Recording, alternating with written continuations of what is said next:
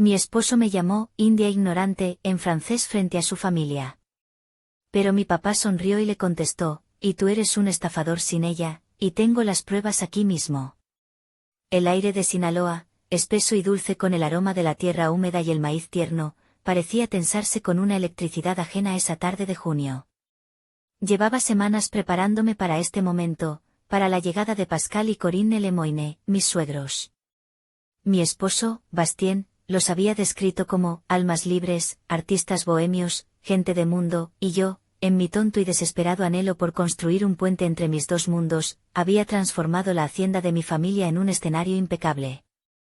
Las bugambillas habían sido podadas a la perfección, los pisos de terracota brillaban con un lustre rojizo y el aire estaba impregnado del aroma de tortillas recién hechas y flores de naranjo.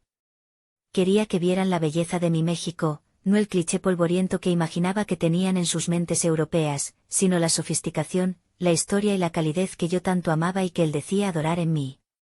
Desde el momento en que su Mercedes alquilado se detuvo en el camino de grava, esparciendo pequeñas piedras a su paso, supe que había cometido un error de juicio fundamental. No eran bohemios, eran realeza en el exilio, examinando mi pequeño reino con una cortesía tan fina y afilada que cortaba como el cristal. Pascal, un hombre delgado cuya estudiada informalidad, una bufanda de seda perfectamente anudada al cuello a pesar del calor de 30 grados, gritaba esfuerzo, estrechó la mano de mi padre, don Genaro Herrera, apenas con la punta de los dedos.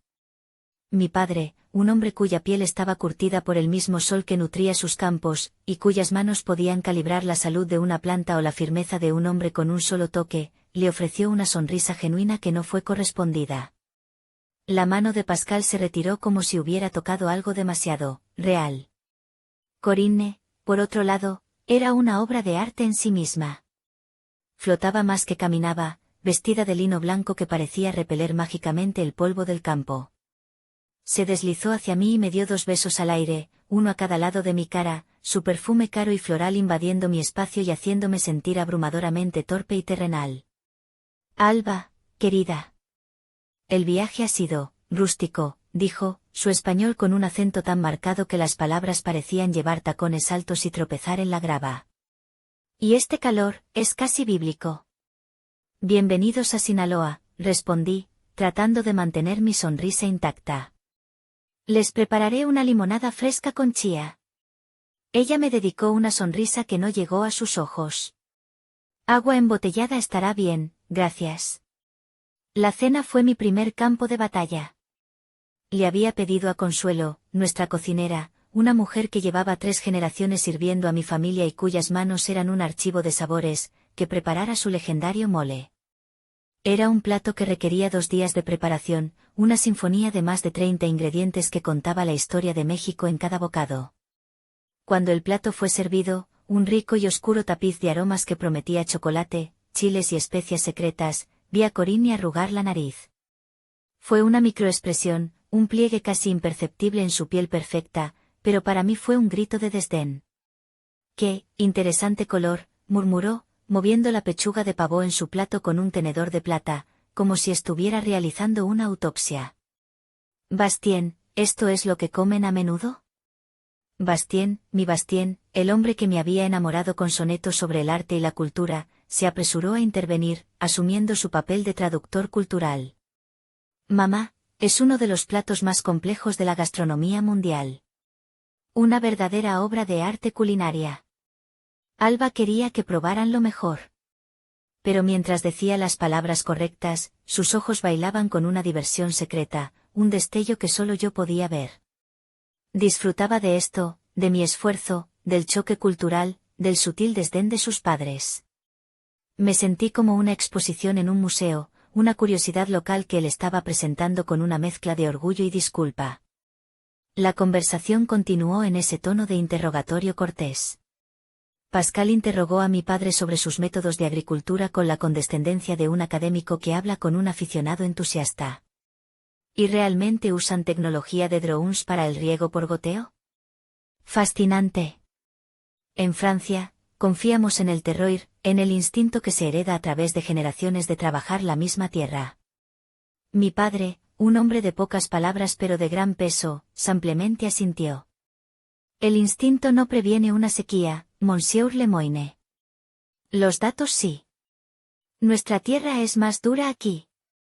Nos obliga a ser más listos. Mi hermana menor, Luz, que estaba sentada a mi lado, me dio un ligero codazo bajo la mesa. Su mirada decía, te lo advertí.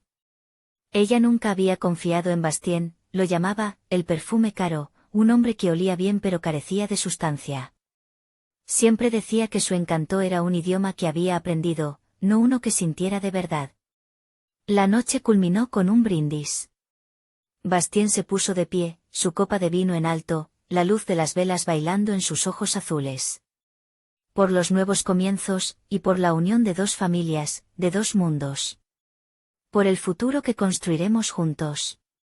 Sus padres levantaron sus copas con sonrisas forzadas que parecían dolorosas. Yo también sonreí, pero mi sonrisa se sentía como una máscara de yeso a punto de agrietarse y caer de mi rostro. La ansiedad en mi pecho no era por ser una buena anfitriona. Era un presentimiento, frío y oscuro, que se enroscaba en mi estómago como una serpiente. Estos no eran los suegros que me habían prometido. Y el hombre que estaba a mi lado, el hombre que sonreía para la galería, de repente me pareció un completo desconocido. El aire de mi hogar, antes un refugio, ahora estaba cargado con el peso de un juicio silencioso, y yo era la única que parecía sentir su asfixiante e implacable presión. Para entender la profundidad de mi ceguera, para comprender cómo una mujer que se enorgullecía de su inteligencia pudo caer en una trampa tan elaborada, tienen que viajar conmigo 2 años atrás, a un otoño en París. Yo no estaba allí como turista, estaba en un viaje de investigación, sumergiéndome en los archivos de Le Corbusier, estudiando cómo los arquitectos franceses integraban estructuras brutalistas en barrios históricos sin borrar su alma. Para mí, la arquitectura era más que planos y materiales, era una conversación con el tiempo, un acto de traducción cultural.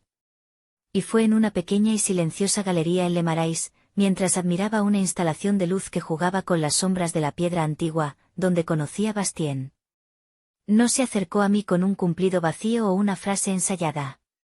Se paró a mi lado en silencio durante varios minutos, observando la misma pieza.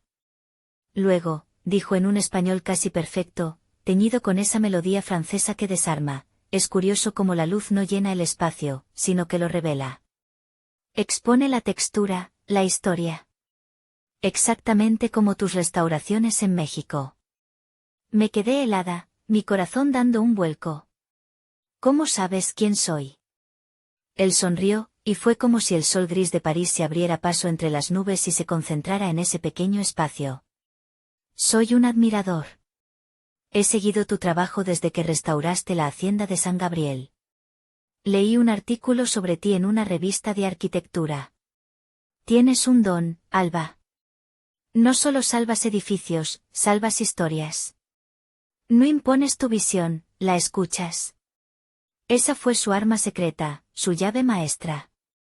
No me habló de dinero, ni de mi familia, ni del imperio agrícola de mi padre, Herrera Agrotech, un nombre que abría puertas y generaba susurros en todo el mundo. Me habló de mí. De mi pasión, de mi talento. Me vio, o fingió verme, de una manera que sentía que nadie, ni siquiera mi propia familia, me había visto jamás. Esa conversación me transportó a una tarde, 3 años antes. Acababa de ganar el Premio Nacional de Arquitectura, el honor más grande de mi carrera, por la restauración de una capilla del siglo XVII. Sostuve el teléfono con manos temblorosas, mi corazón latiendo con un orgullo tan grande que sentía que iba a estallar. Papá, gané. Gané el Premio Nacional.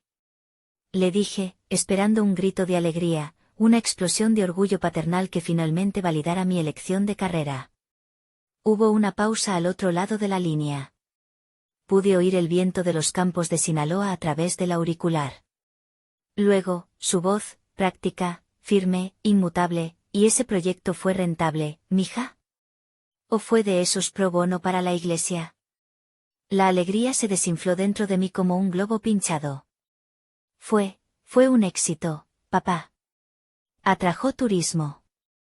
Bien, dijo él, y yo sabía que para él, ese bien era el equivalente a un desfile en su honor. Me alegro, hija. Ahora tengo que irme, un comprador de Corea está esperando. Hablamos luego. Bastien fue el antídoto para ese dolor sordo y crónico. Él era el padre que nunca tuve en el sentido artístico. Me llevaba a museos, no a restaurantes de lujo. Pasábamos horas discutiendo sobre la tensión entre lo antiguo y lo nuevo, sobre la honestidad de los materiales. Él validaba la parte de mí que mi padre consideraba un pasatiempo caro, una distracción del negocio real. Cuando le pregunté por su familia, los pintó como un cuadro impresionista, lleno de luz y color, pero con contornos borrosos. Mi padre, Pascal, es un poeta frustrado que encontró consuelo en la historia del arte. Mi madre, Corinne, es su musa, una mujer que cree que la estética es la forma más elevada de la moral. Viven en su propio mundo, un pequeño chateau en la Provenza, rodeados de libros y vino. Son intensos, pero aman la belleza en todas sus formas. Siempre había una excusa perfecta para que no pudiera conocerlos por videollamada. Están en un retiro de meditación, o la conexión a Internet en su casa de campo es terrible, un desastre.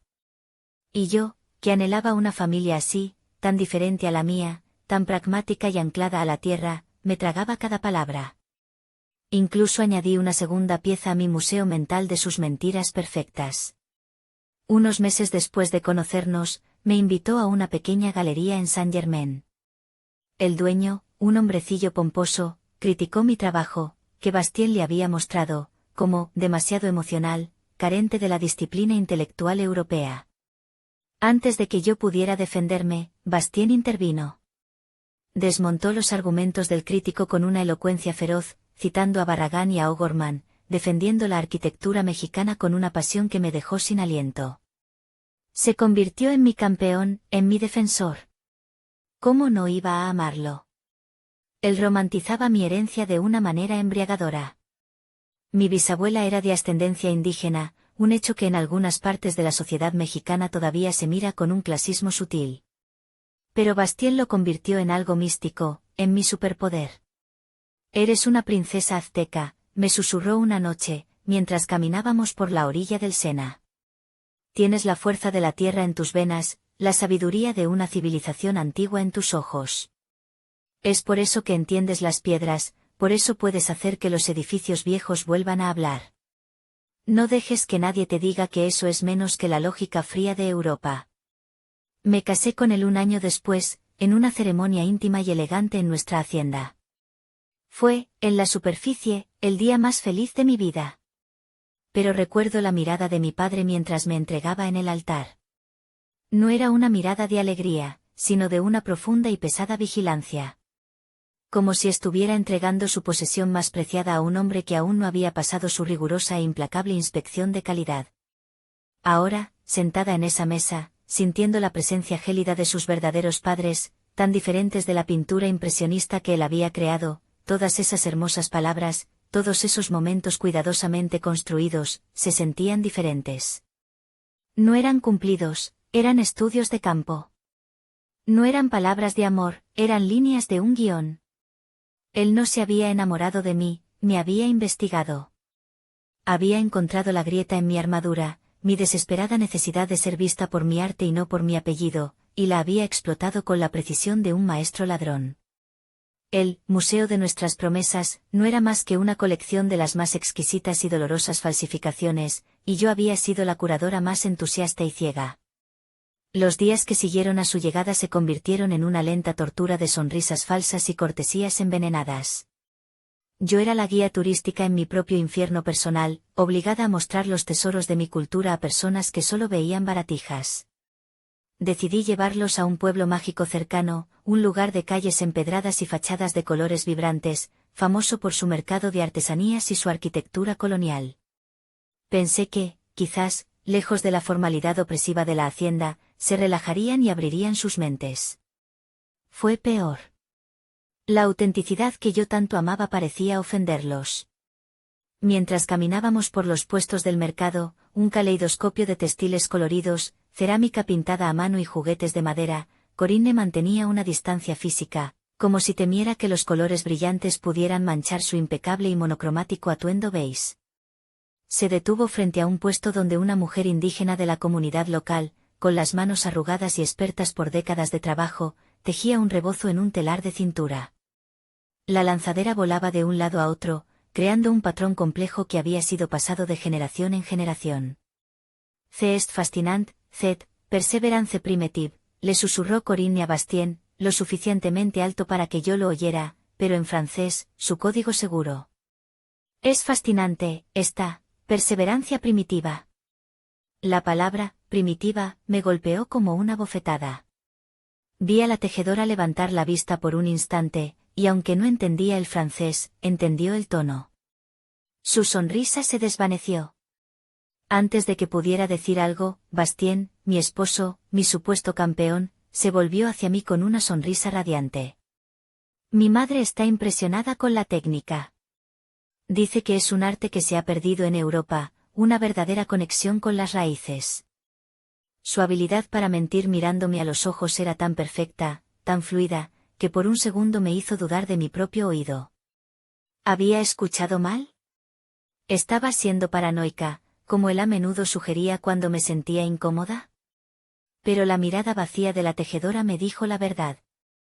Más tarde, en el almuerzo, en un restaurante con patio que, irónicamente, yo misma había diseñado y que había sido aclamado por su fusión de lo tradicional y lo moderno, Pascal continuó su interrogatorio. ¿Y este aguacate, es de sus campos, Genaro? De los mejores, respondió mi padre, siempre directo, siempre orgulloso de su producto. He oído que el negocio del aguacate está complicado. Los cárteles, la extorsión. He leído sobre eso en Le Monde. ¿Cómo maneja usted esa volatilidad? La palabra volatilidad salió de su boca como si estuviera describiendo una tribu salvaje, no un complejo desafío socioeconómico. Mi padre lo miró fijamente, sin parpadear. Conozco mi tierra, Monsieur Lemoine. Y mi tierra me conoce a mí. Los problemas vienen y van, pero la tierra permanece. Y nosotros también. Bastien se rió, una risa ligera que pretendía disipar la tensión que había llenado el aire. Mi suegro es una leyenda local, papá. Es más duro que un nopal. Pero la anécdota que contó a continuación estaba diseñada para empequeñecer a mi padre. Habló de una negociación que don Genaro tuvo con una cadena de supermercados japonesa, una hazaña de estrategia y paciencia. Pero en la versión de Bastien, el éxito de mi padre parecía fruto de la terquedad de un ranchero y no de la visión de un empresario brillante. Vi a Bastien intercambiar una mirada con su padre, una diminuta sonrisa compartida que me excluyó, que nos excluyó a todos. Nos estaban estudiando, catalogando, como si fuéramos especímenes exóticos en un documental. Mi hermana Luz, que nos había acompañado con la condición de que no la obligaran a hablar con la momia, no era tan sutil como yo. En el camino de regreso, mientras Bastien y sus padres iban en otro coche, ella me agarró del brazo. Alba, por favor, abre los ojos. ¿No ves cómo te miran a ti, cómo miran a papá? Como si fuéramos una atracción de feria con una cuenta bancaria abultada. Estás exagerando, Luz. Son diferentes, es todo. Vienen de otra cultura. No son diferentes, son groseros. Clasistas. Y tu esposo es el peor de todos porque lo permite. Es su traductor de insultos. ¿Crees que no me di cuenta en el mercado? La cara de esa señora no era de admiración, era de asco. Él te miente en la cara y tú se lo permites.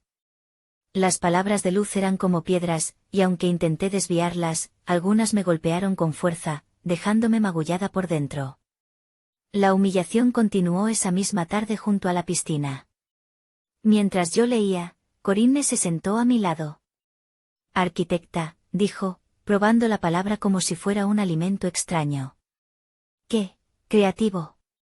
Mi sobrina Genevieve es abogada en una de las firmas más importantes de París. Una carrera tan exigente, apenas tiene tiempo para pasatiempos. El veneno estaba en la palabra, pasatiempos. Mi carrera, mi pasión, reducida a un simple hobby. Bastien, que estaba cerca, escuchó todo y no dijo nada. Solo sonrió y me ofreció más limonada. Esa noche, la conversación giró inevitablemente hacia el gran proyecto de Bastien. Lo presentó como una visión, un santuario cultural, para artistas europeos en la costa de Sinaloa. Usaba palabras hermosas para describir lo que en esencia era un negocio inmobiliario de ultralujo. Necesitamos una inversión inicial fuerte para asegurar las mejores tierras, dijo, mirando directamente a mi padre. Unos 100 millones de pesos para empezar. Sería una empresa conjunta, una alianza entre los Lemoine y los Herrera. El nombre de nuestras familias, unido. Mi padre escuchaba, su rostro una máscara de póker. No decía que sí, pero tampoco decía que no, y esa ambigüedad era el anzuelo perfecto para Bastien, que creía que la presa estaba a punto de picar. Más tarde, en nuestra habitación, Bastien me abrazó por la espalda. Tu padre es un hombre difícil de leer, dijo. Pero creo que está interesado. Con tu ayuda, podemos convencerlo. Piensa en ello, mon amour.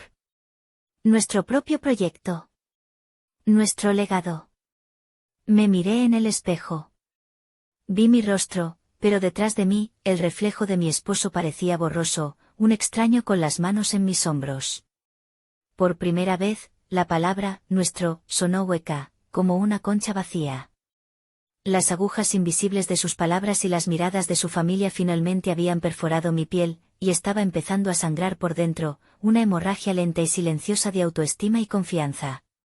La oportunidad, o quizás el destino, se presentó 2 noches después, en la víspera de la gran cena de bienvenida. La tensión en la casa era tan densa que se podía cortar con un cuchillo.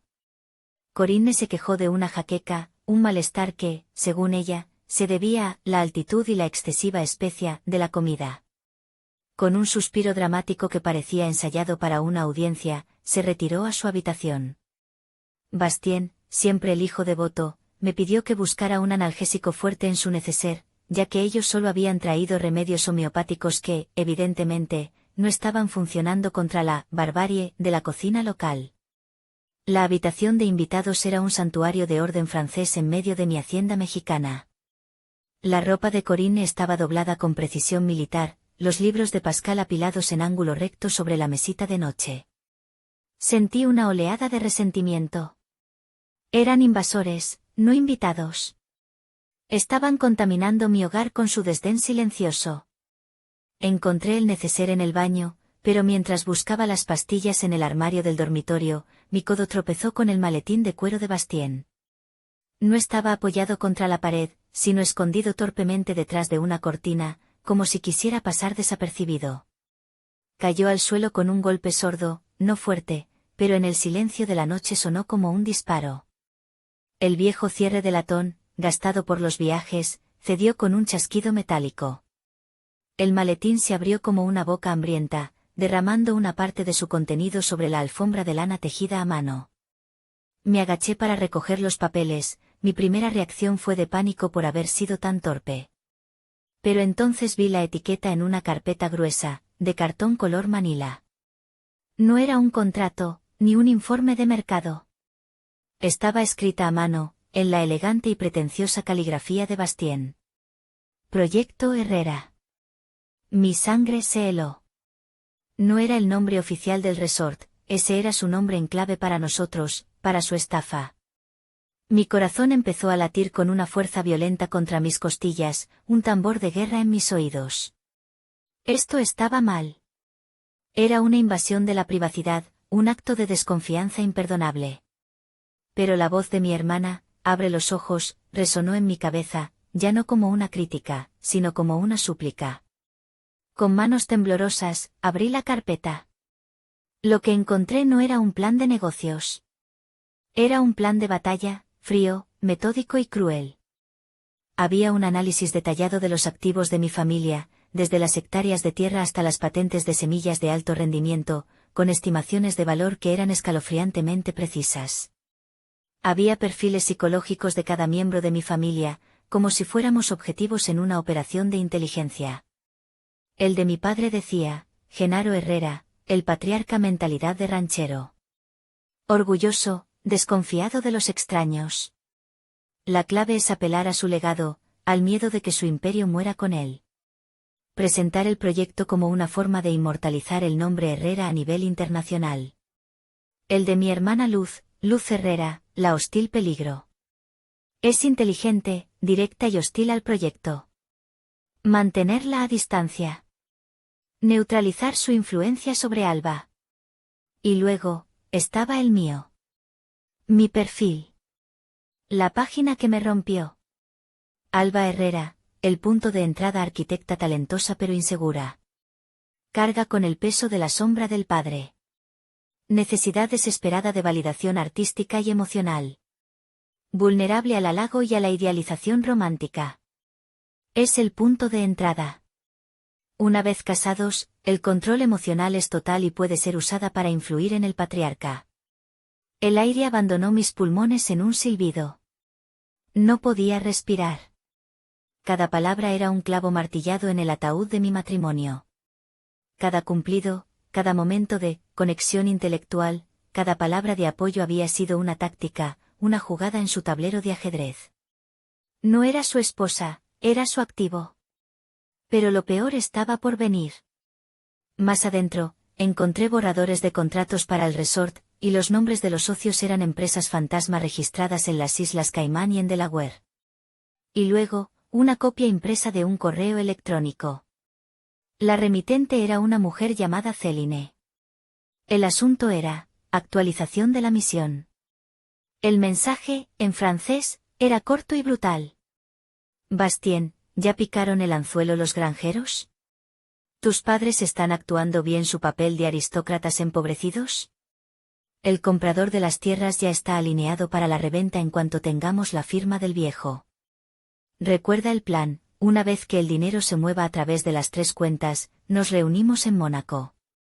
No te enamores demasiado de tu papel de esposo devoto. Te conozco. Besos, C. El mundo se inclinó sobre su eje y se hizo añicos. La jaqueca de Corinne, la condescendencia de Pascal, todo era un acto. Una actuación perfectamente ensayada para el gran golpe. Mi matrimonio no era un error, era una estafa. Una misión. Mi primer impulso fue gritar, correr, confrontarlo. Pero la nota sobre mí, control emocional total, me detuvo como un muro de hielo. Si perdía el control, él ganaría. Si me convertía en la esposa histérica, él podría manipular la situación, hacerme parecer loca, inestable. Con una calma gélida que no sabía que poseía, saqué mi teléfono. Fotografié cada página, cada perfil, cada contrato, cada línea de ese correo electrónico. Las lágrimas corrían por mi cara en silencio, pero mis manos estaban firmes. Metí todo de nuevo en el maletín, lo cerré y lo coloqué exactamente donde estaba, detrás de la cortina. Tomé los analgésicos del neceser y salí de la habitación, cerrando la puerta con un suave clic que sonó como el fin de una era. No dormí, ¿cómo podría? Cada vez que cerraba los ojos, veía las palabras de esa carpeta grabadas a fuego en el interior de mis párpados: punto de entrada, control emocional total, India ignorante. El amanecer me encontró despierta, sentada en la oscuridad de mi estudio, con una claridad terrible y afilada como un cuchillo de obsidiana. Ya no había confusión, ni duda, ni una pizca de amor. Solo había una certeza helada y una furia que ardía a fuego lento en las profundidades de mi ser. Esperé hasta que Bastien y sus padres se sentaron a desayunar en la terraza, una escena de normalidad doméstica que me revolvió el estómago. Verlos allí, comiendo la fruta fresca de nuestra tierra mientras planeaban cómo saquearla, era grotesco. Les dije, con una voz que me sorprendió por su calma, que tenía que ir a la ciudad a supervisar la entrega de un material para un proyecto. Bastien, ocupado untando mermelada en un croissant, apenas levantó la vista. Claro, Cherie. No tardes. Papá quiere hablar más sobre los detalles financieros del resort hoy. Cree que estamos muy cerca de un acuerdo. No lo haré, le prometí, y era la única verdad que le había dicho en las últimas 12 horas. No conduje hacia la ciudad.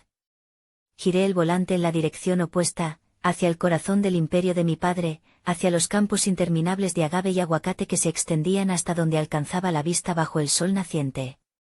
Lo encontré donde sabía que estaría a esta hora, de pie en el punto más alto de una colina, con su café matutino en una mano y el teléfono en la otra, dirigiendo su mundo con la precisión de un general. El sol de la mañana era suave, pero él proyectaba una sombra larga y poderosa. Cuando me vio acercarme, su ceño se frunció ligeramente, sorprendido de verme allí tan temprano, vestida para la ciudad. «Alba, ¿qué pasa? ¿Ocurrió algo en la casa?» Su voz era áspera, siempre directa al grano.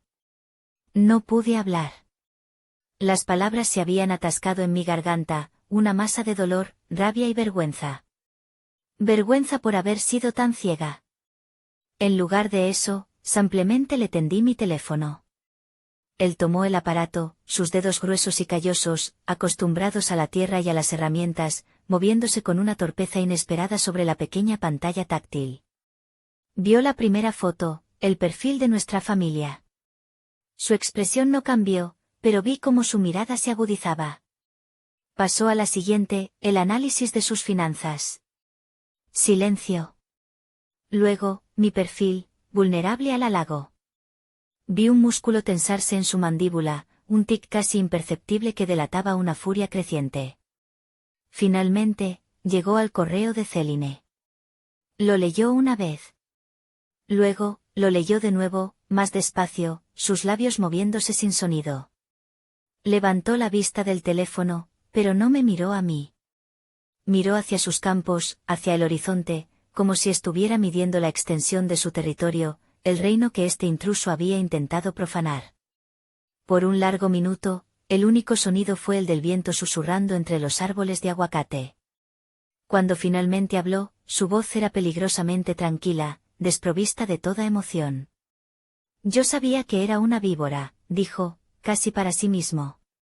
Lo sentí el primer día que lo traje a esta casa. Hay hombres que huelen a mentiras.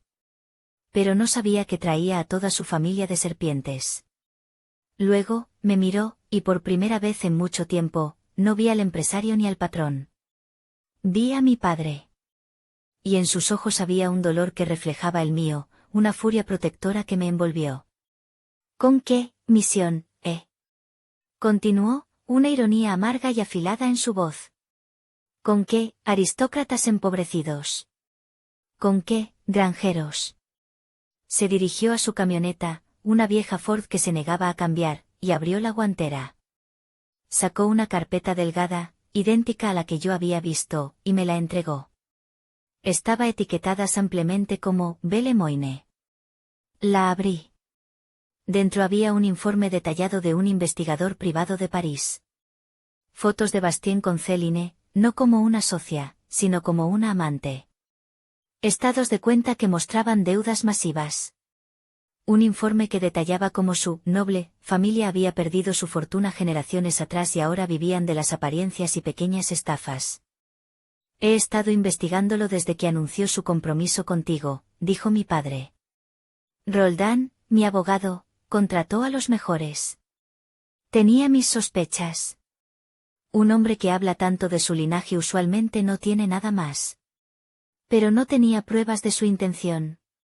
No tenía él, ¿por qué? Señaló mi teléfono. Tú me lo has dado. Me diste la pieza que faltaba para armar el rompecabezas. Sentí una oleada de algo que no esperaba, gratitud. Mi padre, el hombre que yo creía que no me entendía, me había estado protegiendo en silencio todo este tiempo, a su manera, con sus métodos. ¿Qué vamos a hacer? Susurré, mi voz apenas un hilo. Él tomó un sorbo de su café, ahora frío. Su mirada se volvió dura como el acero. Esta noche es la cena de bienvenida oficial. Hemos invitado a socios, a amigos. Él cree que será su coronación, el momento en que me comprometeré con su estúpido resort. Hizo una pausa, y una sonrisa gélida, una que yo nunca había visto antes, se dibujó en sus labios. Pero no será una coronación. Será una ejecución. Y toda nuestra gente, toda nuestra familia, estará allí para verlo. Tú solo tienes que hacer una cosa, mija. Actúa normal. Sonríe. Y déjame el resto a mí. Asentí, sintiendo una extraña fuerza crecer dentro de mí, alimentada por su furia protectora. La niña que había buscado su aprobación se había ido. En su lugar, estaba la hija de don Genaro Herrera. Y esta noche, los Lemoine iban a descubrir exactamente lo que eso significaba. La hacienda, que por la mañana había sido un escenario de mi dolor silencioso, se transformó esa noche en un teatro grandioso y vibrante. Cientos de pequeñas luces se encendieron en los árboles del jardín, creando un cielo estrellado artificial. Las mesas estaban vestidas con manteles de lino blanco y caminos de mesa bordados a mano por artesanas locales.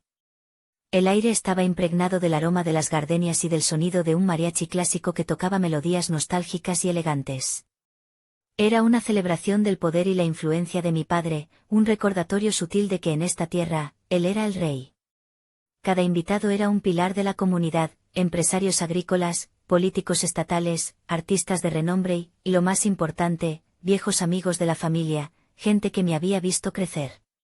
La atmósfera era de respeto y camaradería genuina. Era nuestro mundo, y los Lemoine, en medio de todo, eran los únicos extraños, los únicos impostores. Me puse un vestido rojo escarlata, el color de la guerra, de la pasión y de la advertencia.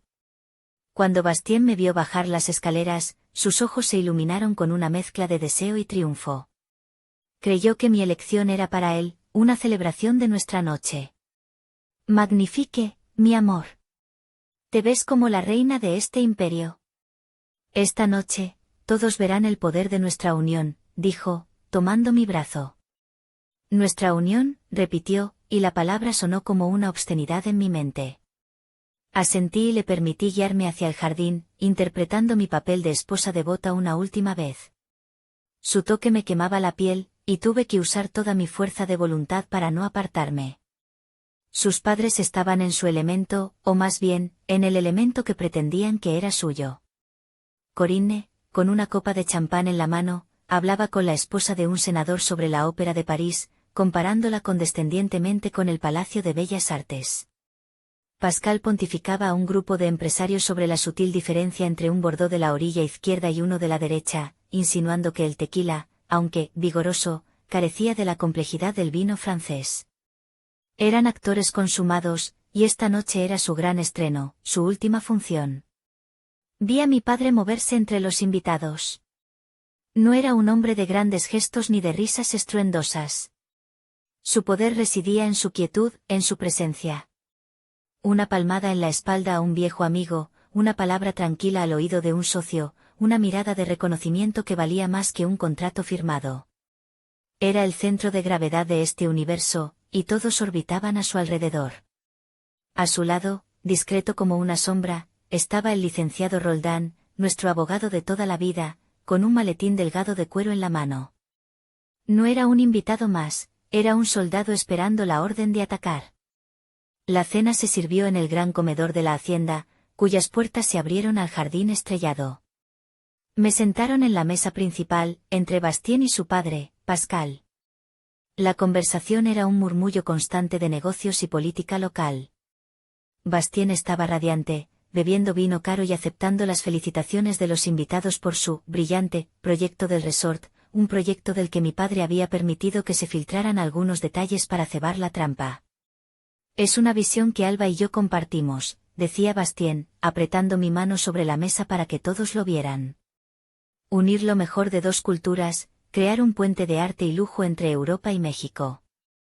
Sentí náuseas, pero mi rostro permaneció sereno, una máscara de calma que había construido con los escombros de mi corazón. Después del plato principal, mi padre, sentado a la cabecera de la mesa, golpeó suavemente su copa con un cuchillo. El silencio se hizo al instante, absoluto. Gracias a todos por venir esta noche, comenzó, su voz profunda y tranquila llenando la sala. Como saben, celebramos la unión de mi hija, Alba, con Bastien, y damos la bienvenida a su familia, Pascal y Corinne, a nuestra casa, a Sinaloa. Todos aplaudieron cortésmente. Los Lemoine inclinaron la cabeza con una falsa modestia que me resultó físicamente repulsiva. Bastien ha traído a nuestra familia no solo la alegría de ver a mi hija feliz, sino también una visión de futuro. Un proyecto audaz que promete llevar el nombre de nuestra región a nuevos horizontes. Mi padre hizo una pausa, y todos los ojos se volvieron hacia Bastien, que se infló de orgullo, su pecho henchido de arrogancia. Y en honor a esa visión, y para que nuestros invitados de Francia se sientan verdaderamente en casa, me gustaría que Bastien compartiera unas palabras con nosotros. Le pasó la palabra. Era el momento que Bastien había estado esperando. Se puso de pie, su copa en la mano, la personificación del éxito y el encanto. La luz de los candelabros se reflejaba en sus ojos, y por un momento, vi al hombre del que me había enamorado, y el dolor fue tan agudo que casi me quedo sin aire.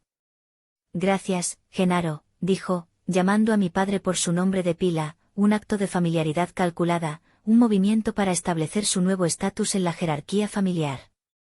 Gracias a todos. Es un honor estar aquí. Mi español todavía está mejorando, así que, si me lo permiten, y especialmente para mis padres, me gustaría decir algunas palabras en mi lengua materna, para poder expresar la profundidad de mi gratitud. Un murmullo de aprobación recorrió a los invitados. ¡Qué gesto tan considerado! ¡Qué hombre tan sofisticado! Bastien se volvió ligeramente, creando un círculo íntimo que nos incluía a mí, a sus padres y a mi padre. El resto de los 100 invitados se convirtieron en un público borroso, en el telón de fondo de su acto final. Estábamos en su escenario ahora. Y él estaba a punto de pronunciar la línea que bajaría el telón para siempre. La sonrisa de Bastien se amplió mientras comenzaba su discurso en francés. Sus palabras, para la mayoría de los presentes, eran solo una melodía extraña y elegante, pero para mí, que había aprendido a leer su tono y su lenguaje corporal como un texto antiguo, eran el preludio de un ataque. Se inclinó ligeramente hacia adelante, su postura volviéndose más confidencial, como si estuviera compartiendo un secreto delicioso con sus padres, aunque su voz era lo suficientemente alta para que los que estábamos en la mesa principal lo oyéramos claramente. Comenzó con los agradecimientos de rigor, las palabras fluidas y poéticas. Elogió la belleza salvaje de Sinaloa, la generosidad rústica de mi padre, y el talento innato de su esposa y musa, Alba. Cada palabra estaba envuelta en una fina capa de condescendencia. Luego, su tono cambió. Se volvió más íntimo, más conspirador. Miró a sus padres, una pequeña sonrisa torcida jugando en sus labios, y preparó el golpe de gracia, la broma privada que sellaría su desprecio por todos nosotros y confirmaría su supuesta superioridad.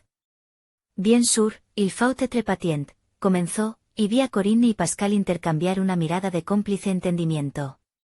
C'est le prix à payer quand on se marie avec une petite india ignorante pour acceder a sa fortune. Claro, hay que ser paciente. Es el precio que se paga cuando uno se casa con una pequeña india ignorante para acceder a su fortuna. El mundo se detuvo.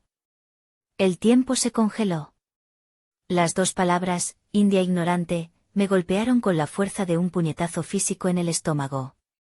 No fue solo un insulto, fue la destilación de cada mirada condescendiente, de cada sonrisa falsa, de cada palabra envenenada que habían soltado desde su llegada.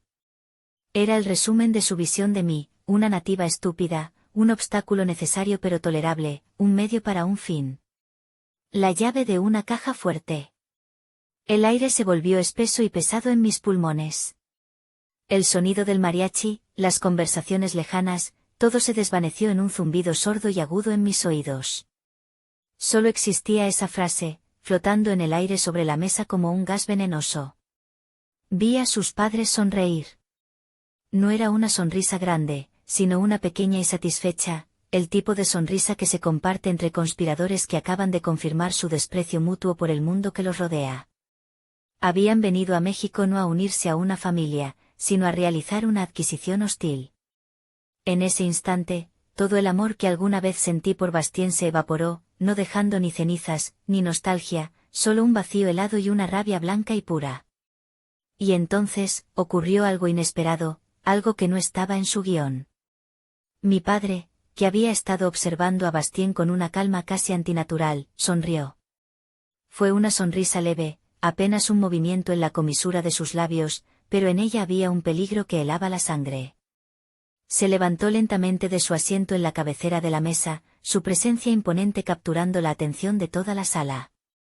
Levantó su propia copa, no de vino, sino de tequila extra añejo, el elixir dorado de nuestra tierra, el fruto de su trabajo. Todos los ojos estaban puestos en él.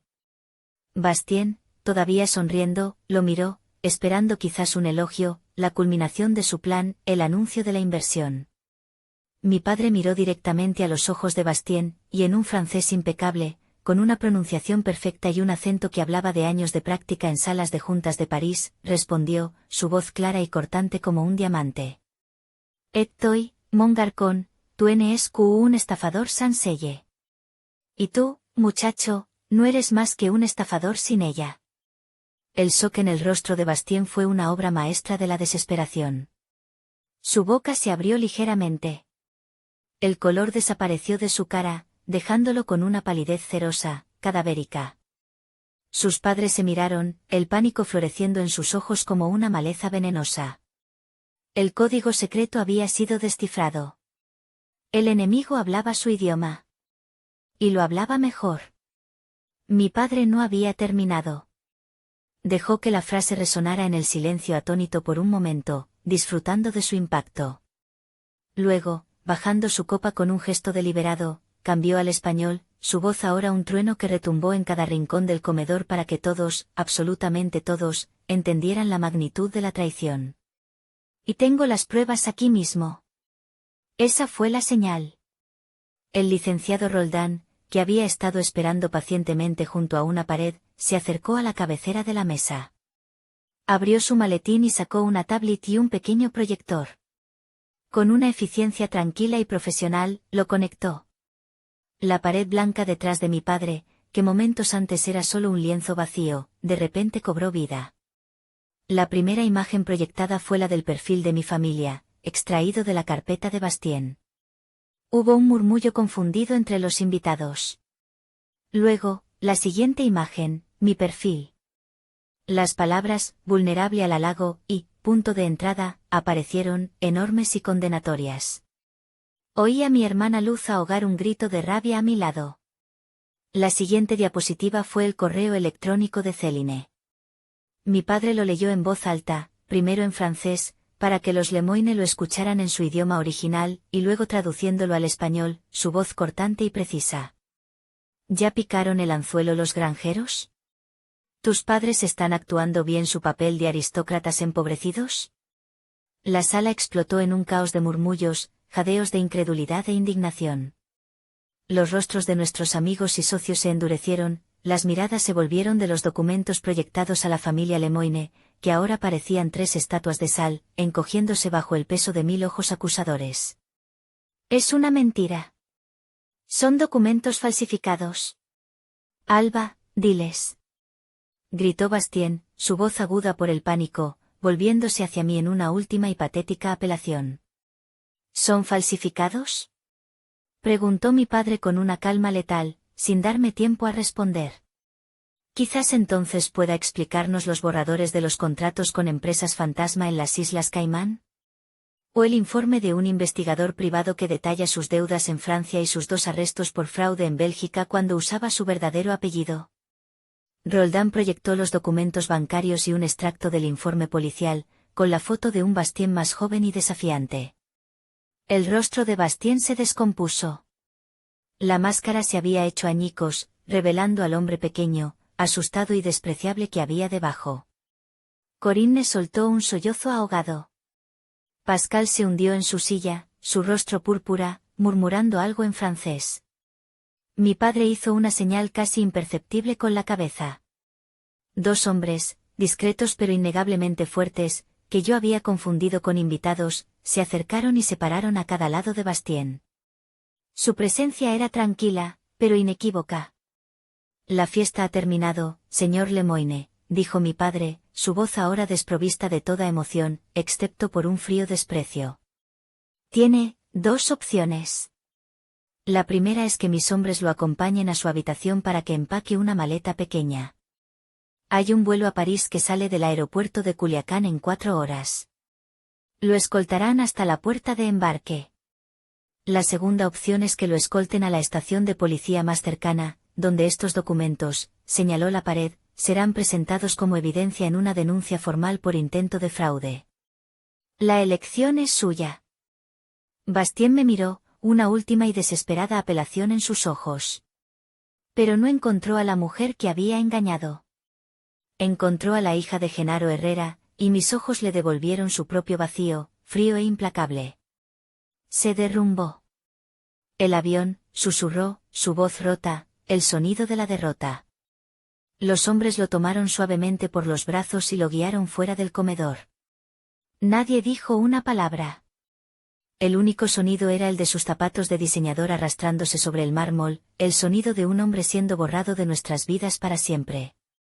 Después de que Bastien fuera escoltado fuera, y poco después, sus padres fueran llevados discretamente a una habitación de invitados para esperar un taxi al aeropuerto, un extraño silencio se apoderó del comedor. Era el silencio que sigue a una explosión, cuando el humo aún no se ha disipado. Los invitados, nuestros amigos, nos miraban con una mezcla de shock, simpatía y un nuevo nivel de respeto por mi padre. Mi padre levantó la mano, pidiendo calma. Les pido disculpas por haberlos hecho presenciar este asunto tan desagradable, dijo, su voz recuperando su calidez y su centro de gravedad. Pero a veces, la basura hay que sacarla a la luz para poder barrerla de casa.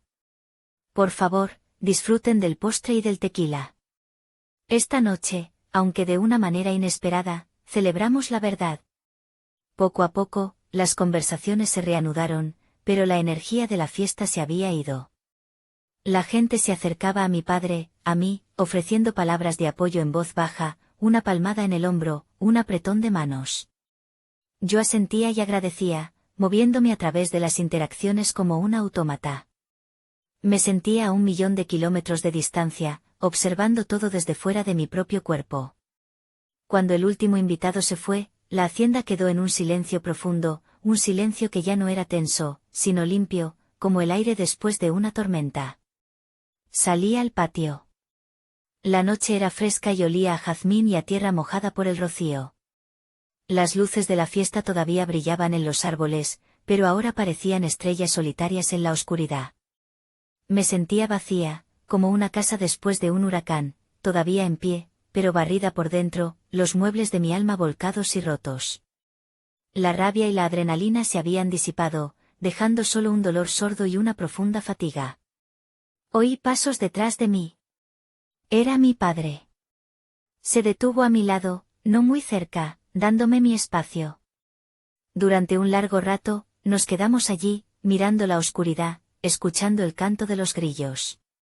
Perdóname, mija, dijo finalmente, su voz inusualmente suave, casi vacilante.